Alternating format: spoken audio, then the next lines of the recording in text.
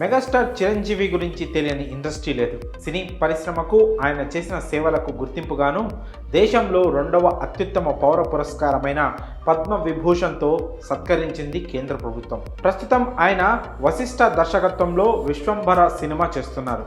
ఈ cinema shooting శరవేగంగా జరుపుకుంటోంది. వచ్చే ఏడాది సంక్రాంతికి రిలీజ్ కాబోతుంది. ఇదిలా ఉంటే ఇప్పుడు ఆయన సతీమణి సురేఖ కొత్త మార్గంలోకి అడుగుపెట్టబోతున్నారు. ఆమె వ్యాపారాన్ని స్టార్ట్ చేశారు.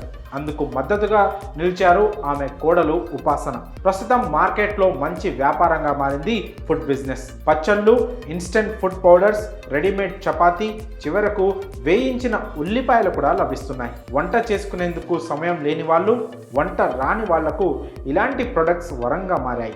రైస్ వండుకుంటే వీటిని తెచ్చుకొని చిన్న చిన్న వంటలతో సరిపెట్టుకుంటున్నారు. ఇలాంటి వారిని దృష్టిలో పెట్టుకొని సరికొత్త వ్యాపారాన్ని ప్రారంభించారు సురేఖ అండ్ ఉపాసన. అత్తమ్మాస్ కిచెన్ పేరుతో ఫుడ్ బిజినెస్ షురూ చేశారు.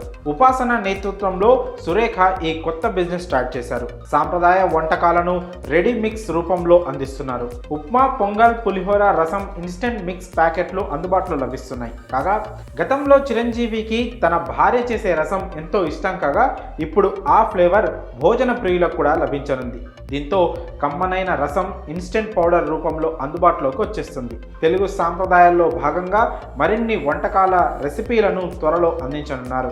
చిటికెలో వంట అయిపోవాలి అనుకుంటే వీటిని తెచ్చుకొని అప్పటికప్పుడు ప్రిపేర్ చేసుకొని కడుపు నిండా భోజనం చేయొచ్చు.